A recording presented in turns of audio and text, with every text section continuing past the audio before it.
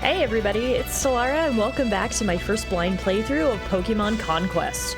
On our last episode, we conquered the Kingdom of Greenleaf, so before we do anything else today, I want to enter the castle and explore a little bit, see what's in here. Alright, so it looks like there's a couple of destinations. We've got a ravine, we've got a gold mine, and we've got a Ponigiri shop.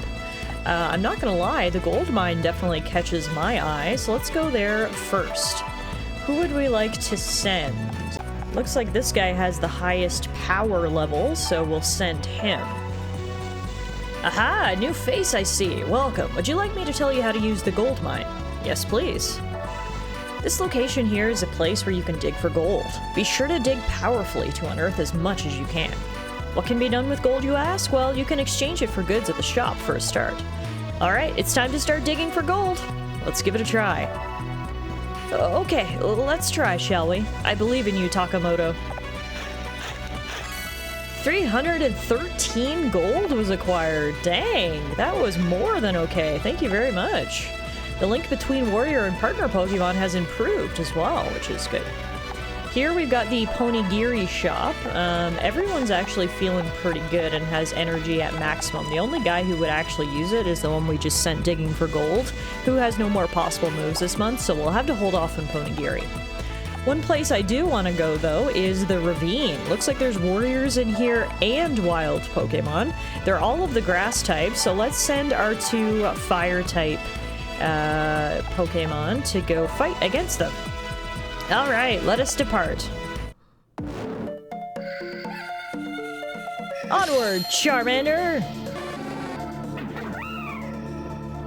So this is actually the very first time I've entered a battle without my main character, Tallara and Eevee.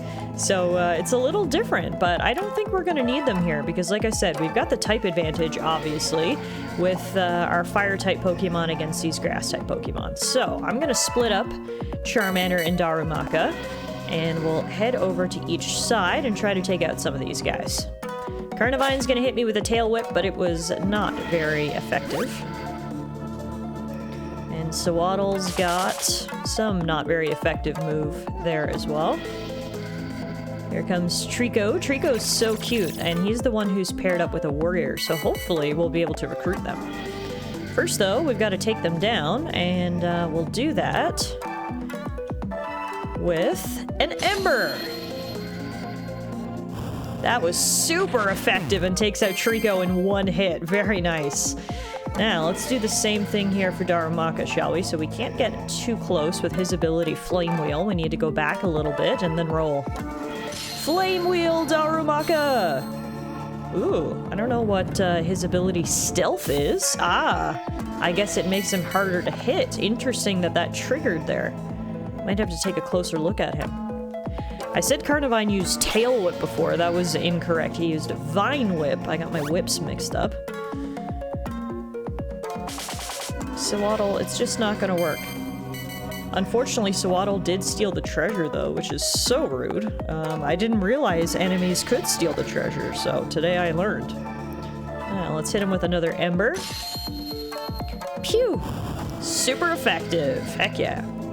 And now, I want to take a closer look at this Sewaddle here and see what that ability is that he triggered.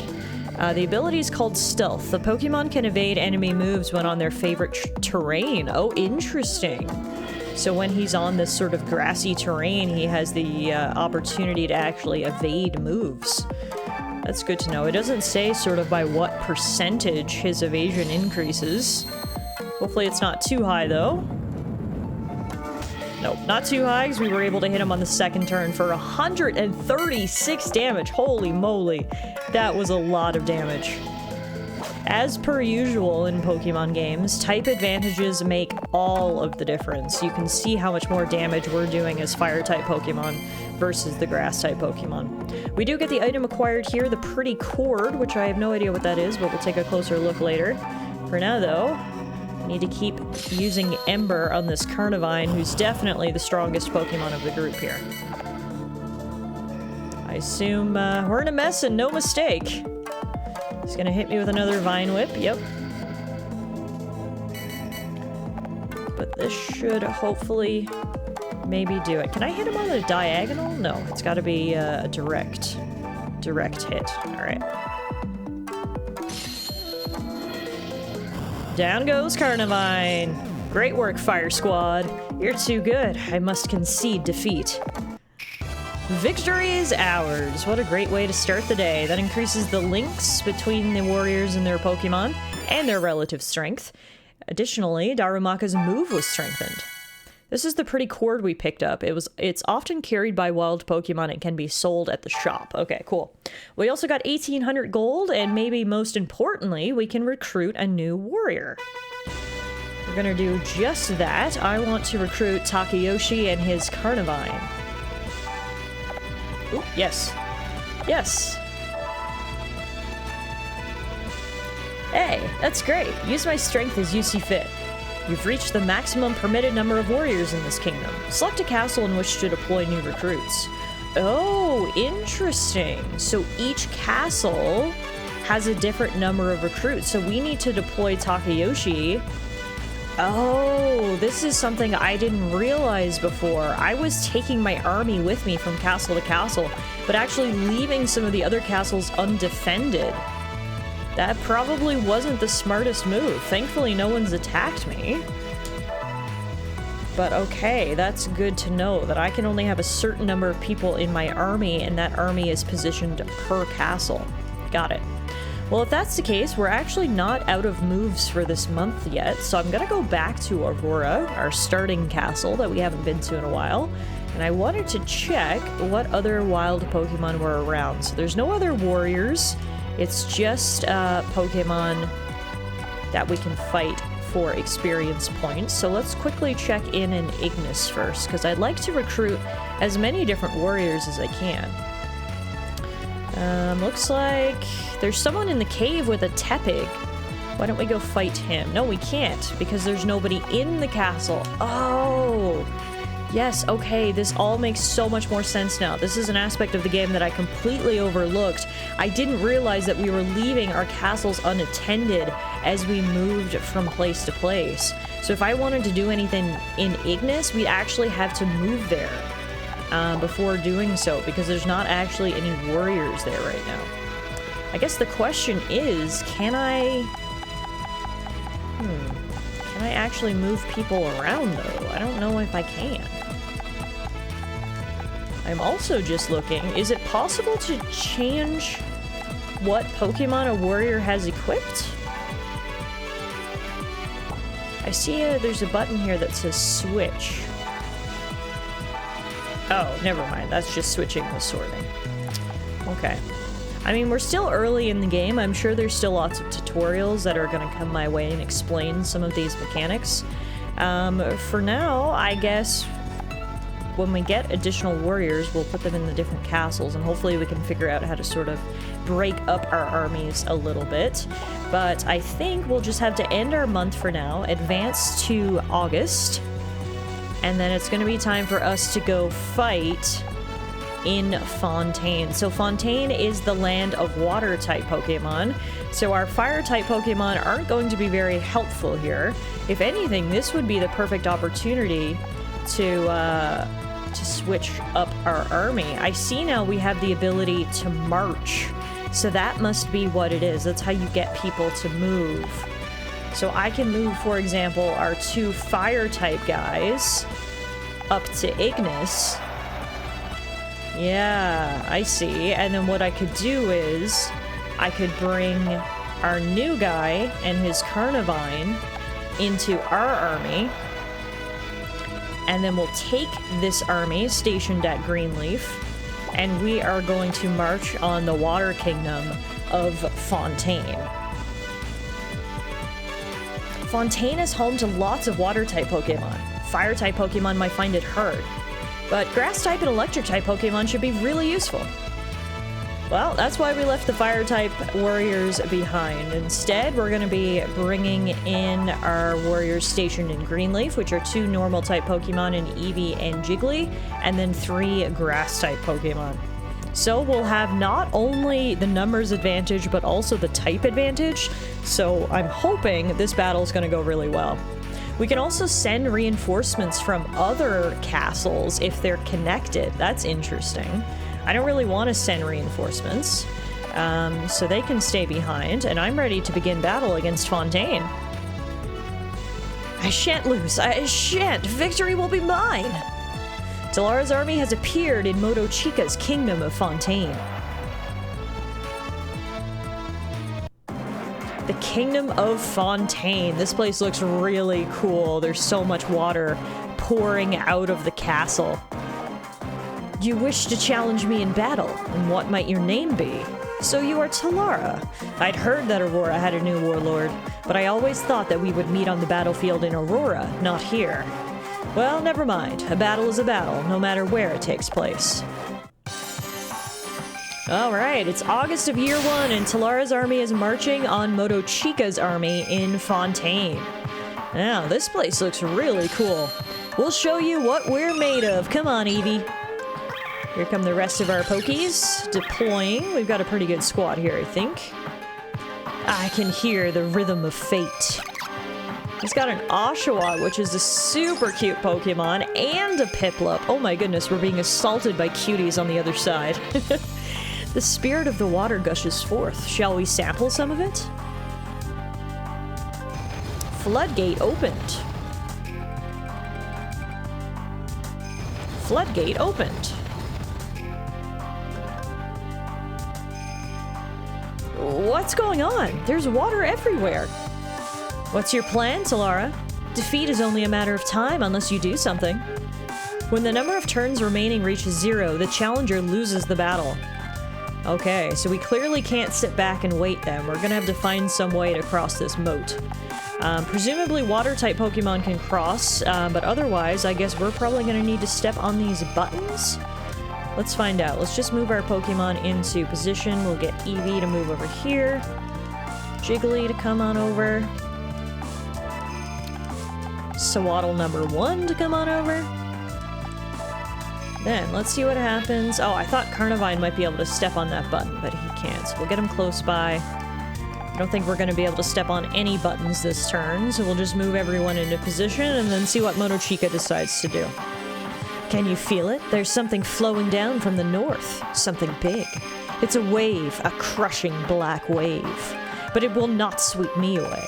I will continue to fight, continue to cry out. That's a weird thing to say, and I don't know what to do with that information. I'll just press these buttons and see what happens. The floodgate is closed. Oh, so now we can walk on this dry land. I see. So if I do the same thing right here... Floodgate, I cannot say that word for some reason, is closed, and yes, now we've got lots of dry land to walk on. Okay, I got it. The issue, of course, is that there's buttons on the other side, so they can very easily fill these moats with water again, so I don't want to get stuck sort of napping in the moat, so I'm going to make sure we're on dry land before I move. You wish to resist? Excellent. Let's go. Right, let's get this one started. Swiftly and accurately. Panpour, water gun. It was not very effective. But the floodgate is opened. I was born a warrior with a talent to communicate with Pokemon. It is time to prove that I am worthy to stand on the field of battle. Right, let's have a bit of fun here. That guy and his Wooper, I mean, serious business. Alright. Now, we haven't actually used a lot of these Pokemon in battle before, like Sewaddle, for instance. So Sewaddle has to get up close and personal to be able to attack. Unfortunately, this moat is going to be filled with water now until I can get this Panpour off of it. I don't know if maybe if I move off this button and then step on it again, something will happen. What Eevee can do, though, is Eevee can get to this little safe spot right there. I don't want to move Carnivine up too far and sort of put him in harm's way. So even though he could probably move up, although in saying that, I forgot that Carnivine has Vine Whip, which allows him to attack in a wider area than we're used to, so that's something to keep in mind. This is just going to require some strategic movement, I think. I'll just move you right here. I'm going to move Carnivine right there. And let's let Motochica come to us. March to my beat. Everyone got an attack buff. Water gun, do it. Could have asked nicely there, Motochica. Jeez Louise.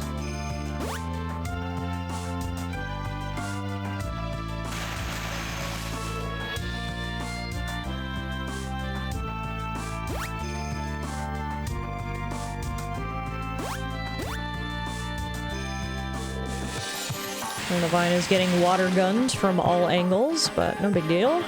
Not very effective. Alright, now we can finally get Eevee into the battle, and here's exactly what I'm going to do here. We're going to select Eevee, and then we're going to use our warrior ability, Top Speed, which significantly increases Eevee's range. With that, we should be able to get all the way up next to this Piplup and get a quick attack in. Eevee, quick attack! Nice. Then I'm going to get Carnivine to move right next to Eevee and use Vine Whip to hit both Piplup and Oshawott. Carnivine, use Vine Whip! Heck yeah, that was super effective, and down goes Piplup. Whoa, you're just too impressive. I gotta surrender. A bitter blow, but this is not over yet. Now the issue is with Piplup being defeated, it dropped its treasure box in the water, so I don't think I can actually pick that up, unfortunately. That's gonna be inaccessible treasure, I believe. Now, so if Sewaddle steps on this button, it doesn't seem like it activated, but I can attack. Use Bug Bite. Oh, no, it did activate the floodgate. Okay, perfect. And that means we can get Jiggly across, so she can hit Panpour from the other side. Jigglypuff, double slap!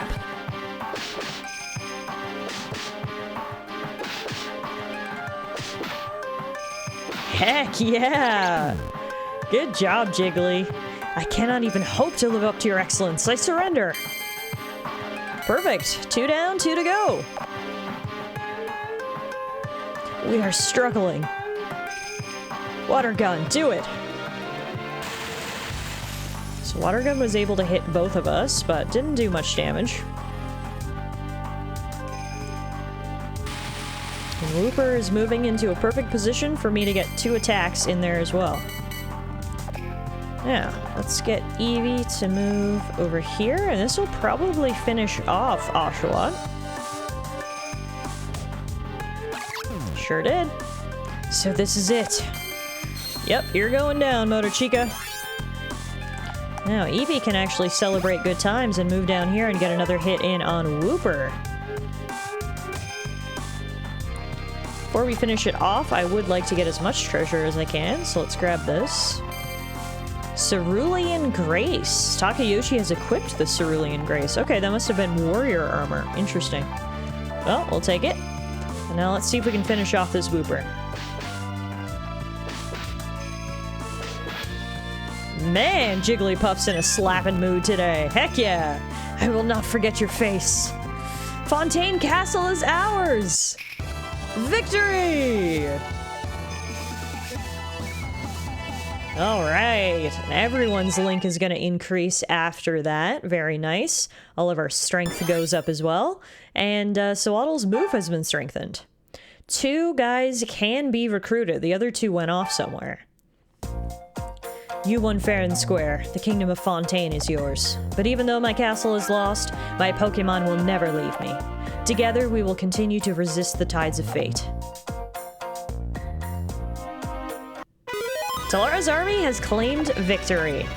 We can now select the warriors we wish to recruit, and I would definitely like to recruit both the Panpour and the Piplup.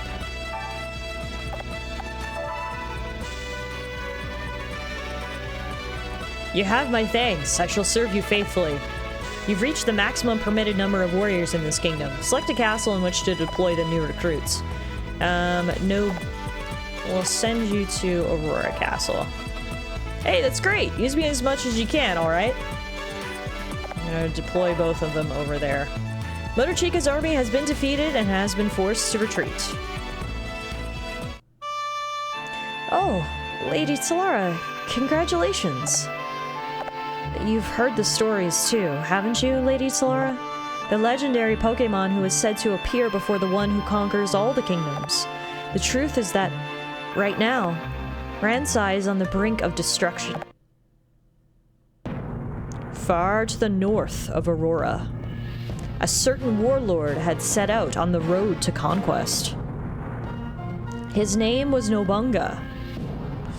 His stated aim was to conquer all of the kingdoms and destroy Ransai. Dang. Okay, well, if it's Nobunaga, I believe, is trying to destroy Ransai, he probably wants to use the power of the legendary Pokemon to do so. So, I think we should find this legendary Pokemon before Nobunaga does. That way, we can save Ransai. Luckily, Nobunaga's reach doesn't extend this far south yet. Pugilus, Violite, and Chrysalia are the three kingdoms that are nearest to us. Each of their warlords is famed far and wide for their courage and strength. If we could get them to join us, our army would be truly formidable. Okay, so we've identified our adversary, this Nobunaga, and I guess at some point we're probably going to come into direct conflict with him. For now, though, we celebrate our victory and save our game, and you can see our areas have now expanded. We can head farther north. We sort of conquered this plateau. Aurora, Greenleaf, Ignis, and Fontaine are ours. Next up, we've got Pugilus, I'm not sure how to pronounce that one, Violite, and Chrysalia. So this one's a bug type. This one is, that one's a mix of types. Electricity, though, seems to be the primary. And this one is fighting type. Okay, so it kind of is like your typical Pokemon gyms. Each one does have basically a type that it adheres to. Now, the thing is, it looks like you can see all these sort of paths have appeared connecting the various castles. So, like, I don't think we can go to Chrysalia yet before first going through Pugilus. The thing I'm worried about as well is I'm wondering if they can attack my castles as well. Which makes me wonder, we should probably make sure that we have some warriors stationed in each castle. This is going to definitely start to require more tactical foresight, but for now we'll advance to the next month and then figure everything out in September. You are now able to challenge the warlords of Pugilus, Violite, and Chrysalia to battle. We're up against some pretty fearsome opponents this time. Pugilus especially is full of fighting-type Pokemon. They might be too strong for normal-type Pokemon like Eevee and Jigglypuff, and I have a feeling these warlords might try invading our kingdoms too. If we don't station warriors to defend our castles, we could be in trouble. Just be careful, alright? Okay, so that was the exact thing I was sort of worried about, is that yes, they might attack our castles as well, which is not good, and which means I need to make sure we leave at least a couple of warriors in each one. So first of all, Greenleaf is empty. So let's start by sending some guys over there. We're gonna send, let's send our two Sawaddles to Greenleaf. So now we've got someone stationed in each castle. We're here right now in Fontaine. We've got 2 warriors in Greenleaf, 2 in Aurora, and 2 in Ignis. We definitely need some more, though. First thing we should do before trying to expand our influence is take a look at this brand new castle that we just gained access to. Let's enter Fontaine. In here, we've got a Ponigiri shop, which we can feed something to Carnivine, and he'll feel a little better. Hello there, and welcome. Be sure to try one of my homemade Ponigiri, won't you? Which will it be, Carnivine? This one, please. Energy level has been increased. The link between warrior and partner Pokemon has improved. Here we've also got a shop. Let's, Yeah, there's just one Magikarp in the ravine, so I can do that with one Pokemon. Let's send Oishi here to the shop to do a little bit of shopping. We can sell our Pretty Cord. Now we've got 2,000 gold. What can we buy? A bunch of different status for storing things. We've got some equipment. Honestly, I wouldn't mind buying a power wristband.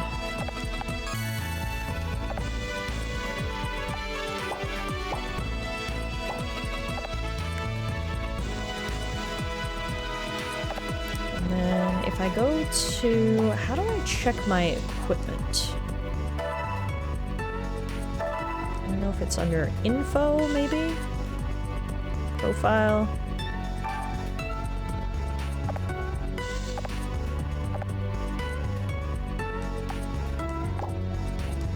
Yeah, I'm not actually sure how to equip equipment, unfortunately. Unless that's a thing I have to do outside of the town. That might be. Yes, equip. There it is. Alright, so I can currently equip. We've got a potion equipped, but I can equip the power wristband instead, so Eevee's quick attack should do more damage. He currently has Cerulean Grace equipped, which restores HP when standing in water. I mean, he's never really going to be in a position to stand in water, so I'm instead going to equip potions. Alright, with the equipment all sorted, I'm going to head back into Fontaine, and we're going to go fight that Magikarp. Now, it doesn't appear that the Magikarp has a warrior attached to it, but, I mean, hey, it'll still be experience for Tallara and Eevee. I'll show you what I'm made of. Not sure why the Magikarp's on land, just flopping about. Poor old Magikarp. Before we go fight him, though, we're gonna pick up this treasure box, which gives us a potion. Keep our power wristband equipped, though. Ah, there we go. Magikarp heard me and said, fine, I'll go get in the water if you really think I should. And we are gonna one-hit KO poor Magikarp. That was the easiest victory we've had so far. Gives us almost 1% of a link, and increases our strength to 144. We also get some gold and a potion, and that will be it for today. Alright, let's advance to the next month. October, here we come. Luckily, none of them decided to do anything at the moment. So I think what I need to do, the unfortunate part is we don't have any Pokemon that are going to be necessarily super effective against any of these types. If anything, we're going to be working against the effectiveness, because fighting types are going to be good against normal types, against Eevee and Jigglypuff. And then, well, we're not going to bring any water Pokemon into the electric type arena. We could bring some grass, though. So what I need to do, let's just take one more look in Fontaine. Today in the ravine, there's a Magikarp and a Spheal. There's no trainer in there, though. So what I'm gonna do is I'm just gonna get Carnivine and his warrior to eat another Ponegiri. Make sure everyone's in tip-top shape. Om nom nom nom nom. Then that's it for Fontaine. I want to check in Greenleaf if there's any other trainers or warriors to be found here. Oh yeah, there's a bunch. Okay, there's a bunch of warriors here in the ravine in Greenleaf. We can also go mining for gold and eat Ponegiri. I'm gonna do both of those things, and then what I'm gonna do is I'm actually gonna march my fire-type Pokemon down from Ignis to take on these grass-type warriors. So if we use up these guys' abilities in the mine and at the Ponegiri shop, this will be good because it works on their link, also gets us some valuable gold. But then if we bring the fire-type Pokemon down, I'm hoping that we'll have a very easy shot against those trainers. So, we just need to go here, hit March. We're gonna move both of you to Greenleaf. And hope to God no one attacks Ignis while I'm gone, I guess. You know what? Maybe just to be absolutely safe, we'll move Jiggly and Eevee up to Ignis, just so no castle is left unattended. Honestly, Jiggly and Eevee wouldn't be able to do much if Pugilus did decide to attack, but, you know, better safe than sorry. Okay, now that our fire-type warriors are down here, we're gonna head into the ravine and hopefully recruit some new warriors.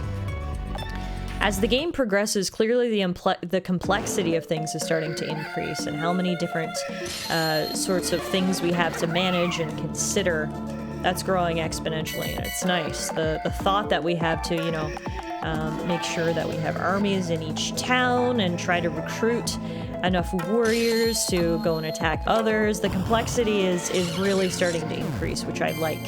Things started off pretty simple, as they normally do in games. There's got to be some time to sort of get adjusted to things. But now that we're getting closer, things are getting better.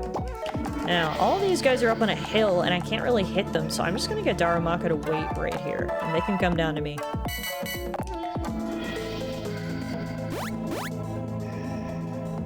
Cottony, absorb now!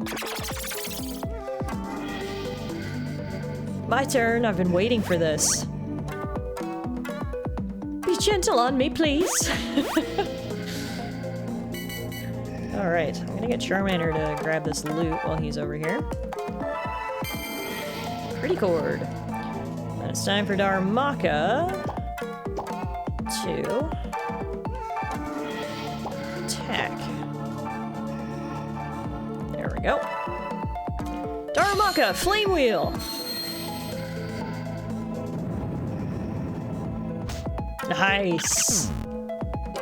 Wow, you're quite a fighter, aren't you? I can't hope to compete. Yeah, that one-hit KO was pretty impressive if I do say so myself. Alright, let's see what these Cottonies got for me. A couple of absorbs, I suppose. Fortunately, he did steal that treasure.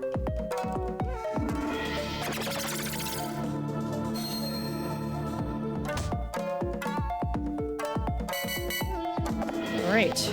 Guess we'll get Charmander to start heading back over this way so he can help out, because I can't pick up that treasure that's in the water.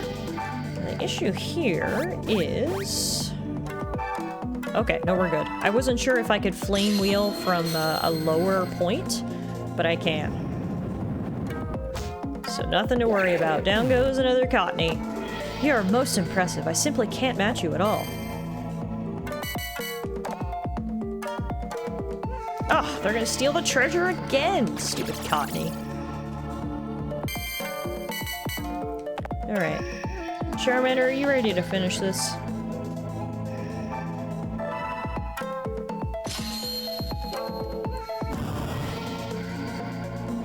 Wow.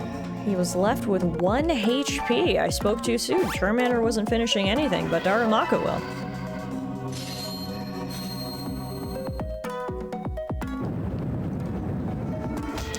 Alright. Beautiful. Great work, guys. Wow, you're quite a fighter, aren't you? I can't hope to compete. Victory is ours. That improves their links and their strength. We got a pretty cord and some gold, and most importantly, we're going to be able to recruit 3 new warriors. So, I'm actually going to only choose 2 of them, because I don't think we need 2 Cottonies. We also don't need 2 of the same guy. I know they have different names, Motuharu and Teramoto, but they're clearly the same guy. So I think what I'm gonna do is recruit Eki and their Cottony, and then equip Motuharu and their Pan Sage.